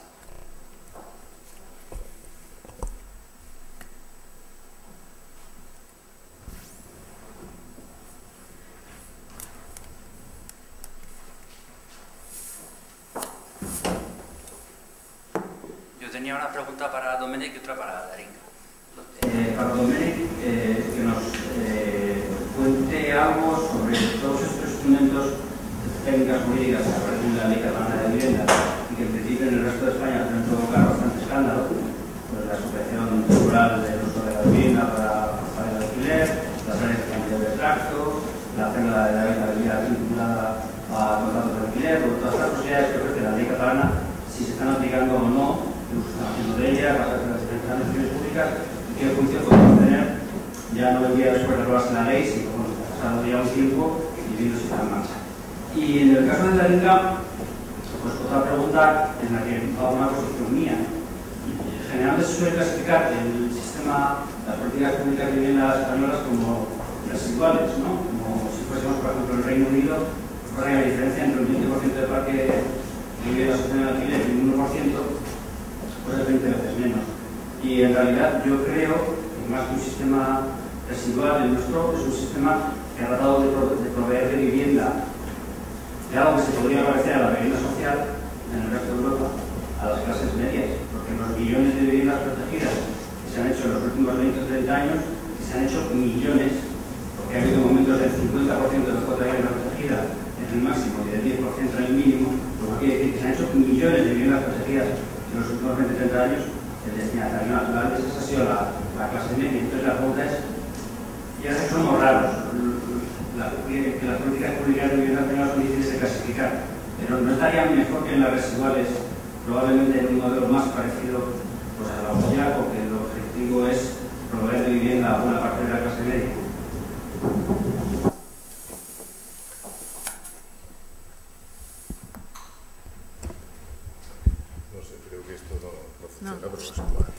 Te paso el mío. Puedo elevar la voz, pero vamos para no... En primer lugar, vuelvo a decir, yo no iba a hablar, y lo he dicho, de las operaciones de transformación, del de sustitución, sino que me centraba en un ámbito muy concreto, que es el suelo urbano consolidado, que no va a ser objeto de ningún tipo de transformación. Una realidad objetiva que ocupa entre el 60 y el 70% de nuestras ciudades, en las cuales el urbanismo no nos va a decir nada en los próximos 10 años. No va a haber operaciones de reforma interior, no va a haber transformación urbanística, no va a haber absolutamente nada de lo que conocemos como operaciones en las cuales generamos vivienda protegida y podemos hacer operaciones como las diseñadas en otros ámbitos. Con lo cual, de eso estoy hablando. Y estoy hablando además que es en propiedad. Tenemos polígonos residenciales, tenemos el 70% de nuestras ciudades sin operaciones de transformación urbanística a la vista, sin operaciones de las que conocemos, insisto, como de mejora urbana, y además, vamos a ser claros, casi en el 100% en propiedad. Claro, eso exige un tipo de actuación muy diversa a la que hemos visto en comparación. Entonces, han servido, hombre, yo creo que han servido y van a servir, es decir, la conciencia, ya he dicho, la financiación, ¿dónde se dirige en estos momentos? Se dirige a la vivienda de alquiler, ayudas a la vivienda de alquiler. Eso quiere decir que se está intentando que ese parque residencial, mayoritariamente en propiedad, poco a poco se vaya ofreciendo en alquiler y sea accesible. En segundo lugar, la cédula de habitabilidad, la exigencia de cédula en la transmisión, la exigencia de cédula en el alquiler, está provocando necesariamente una mejora en la calidad de vida de ese parque inmobiliario, porque ese parque inmobiliario aparece básicamente en 3 momentos. Cuando pide ser objeto de reforma y pide licencia urbanística, para lo cual la ley le exige que si esa licencia conlleva alguna actuación técnica, aunque sea simplemente una suma de dirección, debe acabar con una vivienda en condiciones de habitabilidad. Cuando alquila igualmente, además se es muy exigente con los servicios y los suministros, y cuando vende también. Solo eso significa que la plusvalía que se quedaba el propietario sin invertirla en el inmueble, ese detalle ya se ha superado largamente. ¿Se operan todas las técnicas y a la vez? Bueno, aparecerán representantes de actuaciones que se han hecho. Es muy difícil, es decir, es muy difícil en un país, insisto, con políticas públicas que has explicado, con millones de viviendas protegidas, comillas, de propiedad, dirigidas a las clases medias, que solo en el País Vasco tienen una singularidad, pero en el resto de España tienen la característica que tienen, introducir una técnica, como, desde luego, la adquisición, la expropiación del usufructo en desocupación, eso básicamente es, más que una técnica, una lucha ideológica entre quien cree que la vivienda es una inversión y es poner sobre la mesa que tiene un derecho de uso. Pero en la práctica, expropiar el usufructo para alquilar, seamos sinceros, es absurdo, porque pagas un precio en la expropiación que luego al repercusión. Pero fue en su día una batalla que participaron, era una batalla ideológica, era poner sobre la mesa la pica en Flandes de decir, recordemos que la vivienda es uso. Las áreas de rehabilitación y conservación siguen siendo áreas básicamente urbanísticas, presididas por el derecho urbanístico, pero yo creo que hay un tema básico, que en lo que es el suelo urbano consolidado, el sometido a transformaciones urbanísticas de sustitución, se reconozca el derecho de retorno, no el derecho de realojamiento, es básico para la configuración en los planes de esas operaciones, porque esos planes deben tener implícita la capacidad para acoger el derecho de retorno. Es decir, yo creo que hay, en materia de suelo urbano consolidado, la técnica, por ejemplo, de que se puede expropiar la comunidad elementos privativos, esto es tan simple que no se podía poner un ascensor, porque no pasaba. O sea, la conciencia de que tenemos la mayor parte de nuestra oportunidad de negocio para el promotor privado y de la política pública en los próximos años está en ese suelo urbano consolidado. Y ese suelo urbano consolidado es huérfano de regulación. Creo que en este sentido la Ley Catalana del Derecho a la Vivienda aporta un camino, no sé si es el bueno o el malo, para concretar, porque pensemos cuál va a ser la evolución del mercado inmobiliario en los próximos 5 o 10 años. Con cambios de crecimiento, se ha hablado de 600.000 unidades a 200.000. ¿Dónde va a estar la ocupación inmobiliaria? ¿Dónde va a estar? Es decir, y partimos de lo que partimos, es decir, hemos visto que hablábamos del 0,4 cuando hablas vivienda social, España, en alquiler, no existe la vivienda social de alquiler en términos. Las reservas de vivienda en Cataluña, hasta hace 2 días, no podían ser para alquiler, porque legalmente solo cabían en régimen de compra o de derecho de superficie que nos aplicaba. Con lo cual, yo creo que sí sirve para algo, para alertar de que, por más que hablemos, hay una parte sustantiva del negocio y de la calidad de vida de las personas que pasa por centrarnos en la ciudad hecha, que no va a ser objeto, insisto, ni de transformación, ni va a ser posible hacer operaciones de las que tenemos de laboratorio.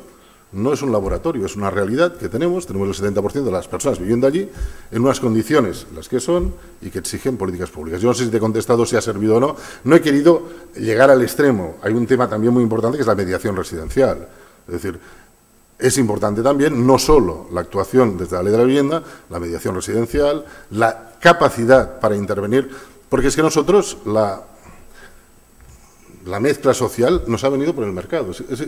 No hemos hecho nada, teníamos un parque degradado, han llegado millones de personas, se han ido a los inmuebles más baratos, por tanto, el mercado les ha canalizado hacia aquí. Es decir, nosotros lo que hemos hecho es que no hemos hecho nada, para entendernos en términos reales, y hemos dejado que el mercado nos diera una situación y nos ha dado una foto. Y en esa foto, por desgracia, como he pasado, hay una parte sustantiva de nuestras ciudades que con las técnicas urbanísticas tradicionales, estas de hacer operaciones de reforma, no tienen salida. Y tenemos que tener la capacidad para tener una política para las que el mercado puede impulsar, ser capaces de que el mercado las pueda impulsar, y una política para las que el mercado no puede impulsar, que básicamente es regulación de subvenciones. Bueno, ya hemos visto, las subvenciones, el fomento a la rehabilitación vuelve con fuerza.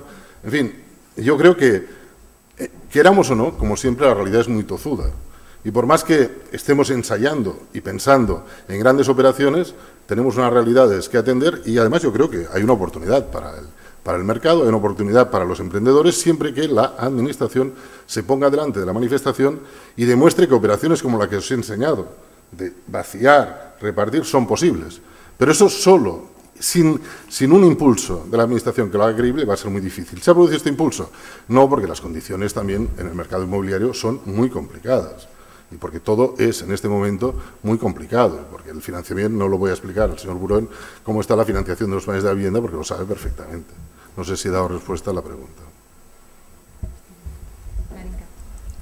Sí, bueno, concuerdo contigo absolutamente. El sistema, yo siempre he tenido dificultad en clasificar el sistema español porque es bastante único. Y si bien yo lo entiendo y lo entendemos en SECODAS, ¿no? Porque tenemos asociado a UBS, por ejemplo, nuestro miembro español, y ellos siempre reclaman, ¿por qué? La misma crítica tuya. Por otro lado, cuando tenemos que explicar la diversidad de sistemas a los, ¿cómo se dice?, a la gente que trabaja en la Comisión Europea en este tipo de políticas y proyectos, ellos no les cabe en la cabeza, no pueden entender que exista algo que se llama vivienda social o protegida en propiedad. O sea, ¿qué es eso? Si es en propiedad, no es social. O sea, y tú sabes la cantidad de discusiones que hemos tenido con estos policy makers en la Comisión Europea, hablando de temas de fiscalidad, de impuesto de valor agregado, de leyes de la competencia, etcétera. O sea, son tecnócratas, ¿no? Que de partida no entienden de vivienda, ni de urbanismo, ni de nada. O sea, son economistas o abogados que no son especialistas en estos temas y que trabajan a nivel muy global. Entonces, hay que de alguna forma mostrarles un panorama sintético de la diversidad, y eso es con lo que nos conformamos hasta el momento. Ahora, mi aspiración personal es algún día llegar a una tipología que realmente comprenda la especificidad y la complejidad del sistema español, que bueno, dicho sea de paso, también está moviéndose hacia el alquiler social, ¿no? En los últimos años yo he visto que ha habido mucha más, no sé si en la realidad, pero por lo menos en el discurso, está la intención de aumentar el parque de alquiler social, como ya lo decías tú.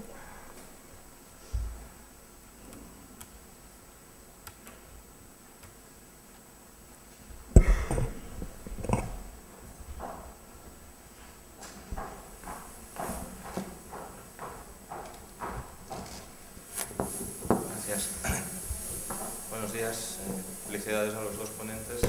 Bueno, yo solo un poco por conectar ambas ponencias, porque veo desde perspectivas diferentes, pero hay temas implícitos, entonces dar pie a ambos para especificar alguna cuestión, ¿no? En el sentido siguiente. Yo a la Inca le diría, me ha parecido muy interesante explicitar ambos aspectos.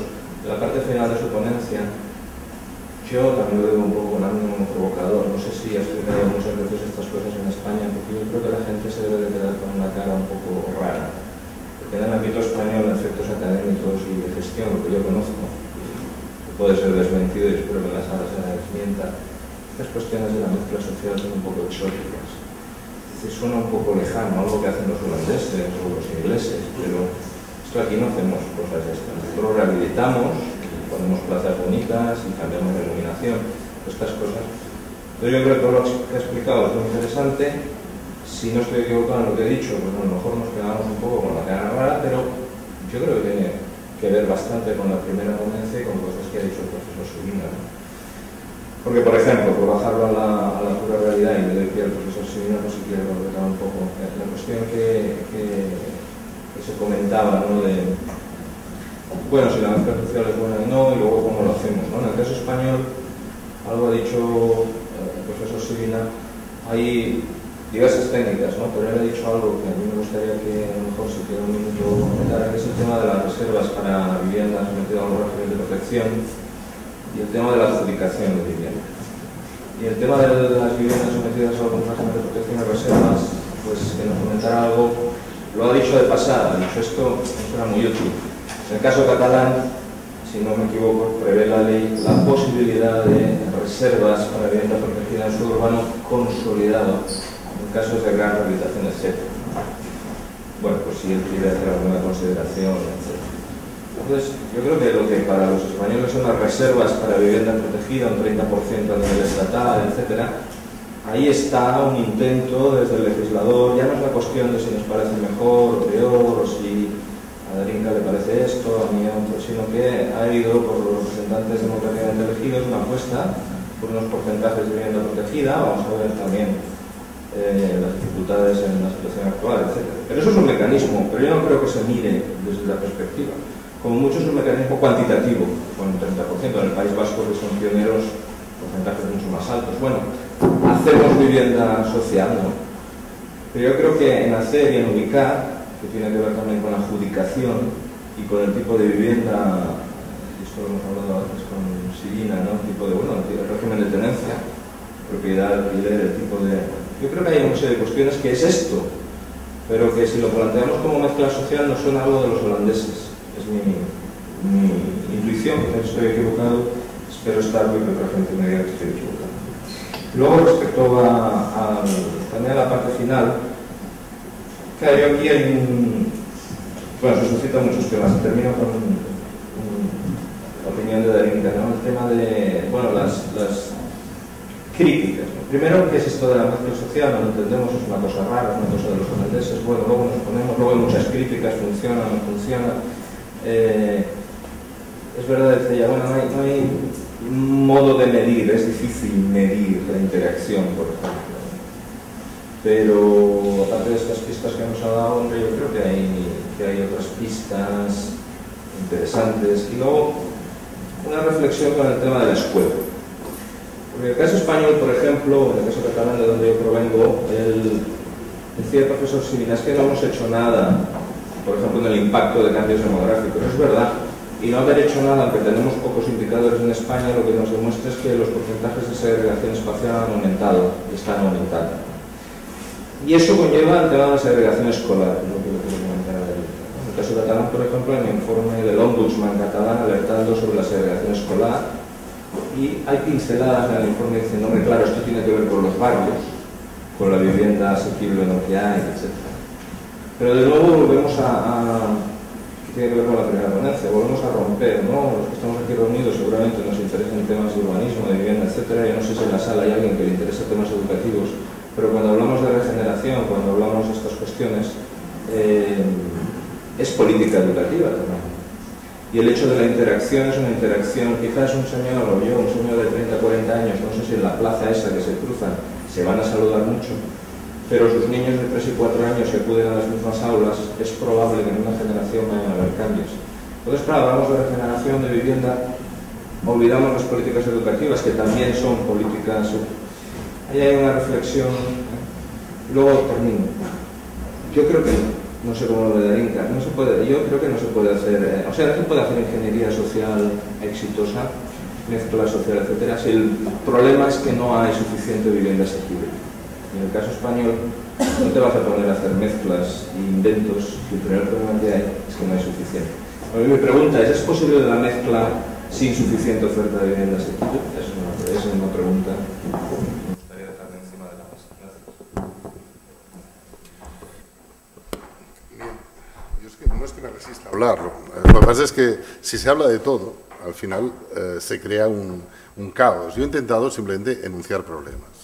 Para llamar la atención, es decir, porque yo me conformo con que se advierta que tenemos un suelo urbano consolidado en el que no sabemos qué hacer, que hay técnicas, pero que hoy por hoy no sabemos qué hacer. Segundo, me conformo en señalar que la degradación ha conducido el proceso de agrupación de pobres o agrupación de desfavorecidos, es decir, no ha habido que hacer nada, ha sido la degradación la que nos ha ido conduciendo ahí. Y que ese es el punto de partida. Y ahora empezar a explicar todas las soluciones no las tengo, hay miles de técnicas, hay políticas públicas, pero es obvio que quería centrarme en el problema, porque me parecía que en 3/4 de hora, con dejar el problema planteado, había suficiente. Julio me incita y me dice, bueno, explica que la diversificación está en las reservas. Bien, es cierto, pero vamos a ser, por experiencias comunes que tenemos, hemos tardado 3 o 4 años en tener que asesorar en materia de diversificación, mezcla social en la asignación de viviendas protegidas. ¿Por qué hemos tardado 3 o 4 años en tener el problema? Porque no habían viviendas. Simplemente hemos empezado a tener problemas para pedir, escucha, ¿cómo resolveremos en la asignación de viviendas protegidas si los extranjeros tienen derechos, si no tienen derechos, si hay que ser generacional? Pero claro, es que la primera consulta nos ha venido 4 años más tarde de aprobación de la ley, porque claro, es que sin vivienda protegida poco sentido tiene, sin vivienda protegida en el sentido que aquí se utiliza, porque hay mucha vivienda protegida que es solo política contra la crisis del sector, es decir, las políticas de vivienda en España han sido básicamente políticas anticiclo y políticas para conseguir que determinadas personas adquirieran vivienda. El País Vasco es una excepción, pero es que claro, y ahora sí estoy hablando en general, prácticamente las políticas de vivienda han sido políticas anticiclo. Y cuando decimos vivienda asequible, solo hay que ver por qué se ha ido a la opción de compra en el plan de vivienda. Porque al precio de la vivienda asequible en España, el sistema financiero no da recursos, no da crédito al adjudicatario. Poco asequible debe ser esa vivienda cuando no consigue financiarlo. Solo pondré un ejemplo para no... Una persona, estudiante de grado en el que yo soy jefe de estudios, grado en gestión de administración pública, joven, trabajadora, que ha conseguido ahorrar, él y su novio son de la antigua escuela. Imaginaos, porque me ha sido de la antigua escuela, que han conseguido con 28 años tener 60.000 euros en la cuenta corriente. Esto es casi, bueno, cuando digo en clase debe ser... No sé, miran y dicen usted, ¿quién debe ser ese sujeto? Bueno, pues ese sujeto puede ir a buscar un piso en el mercado privado al 80% de financiamiento. O sea, puede ir a buscar, si hacemos 40, pues restamos 40, podría ir a buscar un piso de 200.000 euros en Barcelona. Es que un piso de 200.000 euros en Barcelona prácticamente es el piso de vivienda protegida, para entendernos. Es decir, es que, no sé, es un poco... Me pondría a hablar de cosas que son... Es un problema muy grave nuestro concepto de las políticas públicas, de la vivienda protegida, etcétera.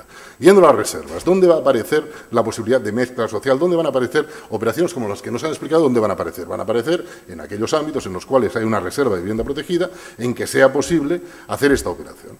Pero advierto que del 40% en Cataluña de vivienda protegida, hay un 20% que por su precio exige créditos hipotecarios de 1.400, 1.500 euros al mes. Y eso es nuestra vivienda protegida. Hay un 20% que sí, solo exige 900, 950, 800, solo exige, en un país en que el 70% son mileuristas. Claro, todo esto, a mí, por eso, prefiero hablar de grandes principios y tampoco bajar a la cruda realidad. Porque, claro, entonces, parece que vas... Yo simplemente pongo sobre la mesa que hay un ámbito en el cual tenemos que trabajar y ya no nos tenemos ni que preocupar de cómo los... simplemente tenemos que intentar que una parte de nuestra ciudad no caiga en una situación que exija inversiones multimillonarias para poder hacer operaciones. He puesto el ejemplo de la mina, es decir, hemos de luchar porque una parte de nuestras ciudades mediterráneas que tienen, yo decía mistificación por un problema de traducción, pero es igual, mezcla social, me conformo en que consigamos preservar en este momento esa parte de la ciudad que no entre en degradación, que la podamos mantener con mediación social, con subvenciones, con cédula de habitabilidad. Y eso es lo que venía a explicar, solo eso. Claro, si nos metemos en las zonas degradadas, en los planes de mejora urbana, claro, hay muchas personas que vendrán y explicarán. Claro, cada vez vamos a ir abriendo frentes cada vez más complejos y más difíciles. Y por más que se me incite a hablar, pues simplemente diré esto. El primer asesoramiento que se nos ha pedido para establecer los criterios de mezcla social en una adjudicación de viviendas para extranjeros ha sido 3 años después de aprobarse la ley. ¿Y por qué? Pues porque si no había nada que mistificar. Es decir, si en Barcelona el 70% de operaciones de vivienda, entre comillas, protegida, va a operaciones de realojo por operaciones por operaciones de reforma interior, con lo cual pueden quedar en Barcelona a lo mejor 500 viviendas. Y entonces aparecen esas operaciones en que sale un tío saltando, ¡me ha tocado! Y entonces eso es lo que viene a dar esa burla de la vivienda, que yo no quiero entrar en ese juego, porque creo que es una cosa muy seria, pero que bueno, por eso, como que creo que hay un ámbito en el que podemos trabajar bien, las reservas pueden dar sus frutos, pues me he limitado a decir, en ese ámbito de suelo urbano consolidado, todavía no objeto de ruptura de la estructura social, hay muchas cosas a hacer. Hay muchas cosas a hacer, vía subvención, vía evidentemente, todas las políticas educativas, en fin, hay muchas cosas a hacer, para lo cual el urbanismo es anecdótico. En este momento el urbanismo, para eso, es anecdótico. Necesitamos políticas de vivienda, políticas de educación, porque el urbanismo jamás en España se ha preocupado del suelo urbano consolidado. El urbanismo es para gestionar las plusvalías. Es decir, ¿cómo gestionamos las plusvalías que produce el mundo inmobiliario? Porque la vivienda era una inversión. Pues para el urbanismo, hacer viviendas se parecía a hacer coches. Tenían que ser de calidad y después hay otra cosa que tampoco puedo evitar de decir. Cuando comparamos el resto de Europa, el poder económico, el poder de decisión, no está en manos de los propietarios del suelo, está en manos de los propietarios del capital, que hacen aviones, hacen camiones, hacen coches, pero es que además aquí el poder de decisión se concentraba, o se concentró durante muchos siglos, en los propietarios del suelo. Por lo tanto, era una interlocución un poco complicada, porque comparamos en un sitio en que el capitalista tanto le da al suelo. Por eso han aparecido precios. Os vais a Viena y veis precios de vivienda. A mí me gustaría que trajerais precios de vivienda en Viena, y os quedaríais, bueno, Viena, no lo conozco, bueno, ciudades austríacas, y precios de vivienda que aquí son de vivienda protegida. Y están en el mercado libre. Por lo tanto, yo me limito, perdonad que no haya sido más incisivo, pero es que quería simplemente limitarme a un pequeño ámbito para decir, en ese pequeño ámbito, en el que vive el 70% de la población, hay muchas cosas que hacer. Bueno, en efecto toca bastantes puntos y es verdad, también no debe limitarse para no extenderse demasiado. Pero me llama la atención tu comentario sobre la mezcla social como algo exótico, pues varias veces he estado invitada aquí en distintas partes de España y en realidad uno encuentra que el enfoque está tomando vuelo también en distintas comunidades. O sea, hay una necesidad de implementar mezcla social definida de distintas formas, ¿no es cierto? Sobre todo el tema de los inmigrantes está planteando nuevos desafíos. Ahora, tampoco es un tema solamente los holandeses, como dices tú, sino que es un tema que en el resto de Europa, en todas partes, mira, en Francia, sin ir más lejos, su vecino, hay un objetivo a nivel nacional que está basado sobre el principio de la solidaridad, la solidarité, ¿ah? Que está totalmente ligado a la necesidad de tener barrios sociales con mezcla social, la mixité. Tanto así que la próxima conferencia de la Red Europea de Investigación en Vivienda, la European Network for Housing Research, que es en Toulouse el próximo año, está dedicada al tema de la mixité. Entonces, bueno, a mí me pidieron hacer una exposición sobre Europa y al hablar de regeneración urbana en Europa, este es un tema predominante.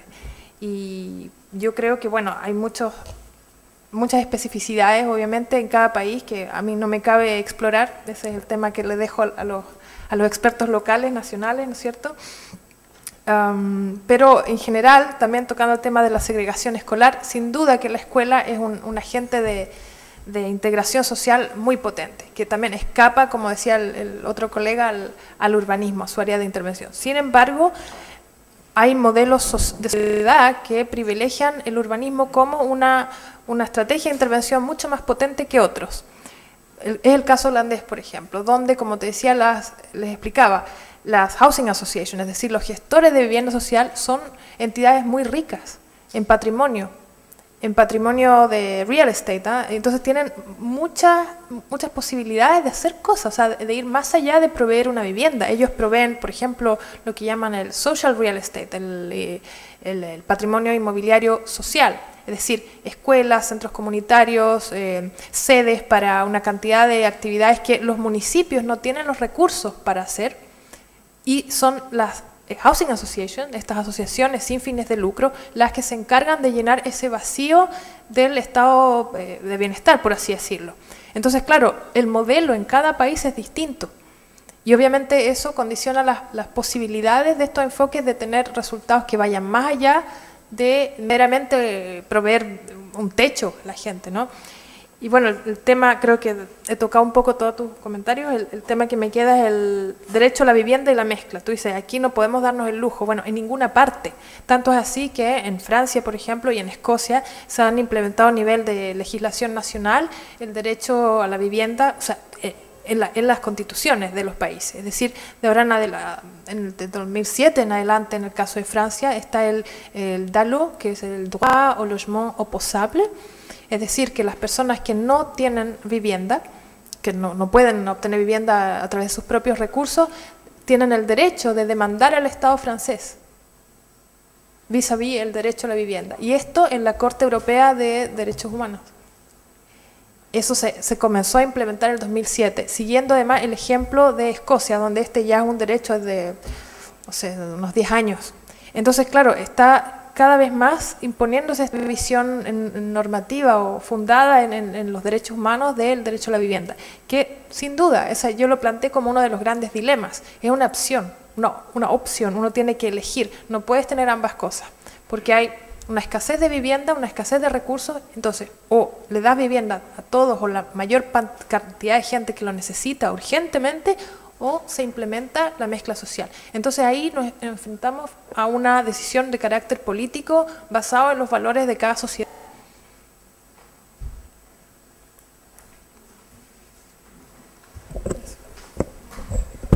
Yo creo que no hay más preguntas, damos por acabada la sesión. Solo comentaros un par de cositas. En principio, las ponencias de los ponentes estarán colgadas de la página web del Grupo de Estudios Equity Thinking, con lo cual, tranquilamente, pues podéis echarle un vistazo. Sin más, paramos y volvemos a las 4. Hasta luego.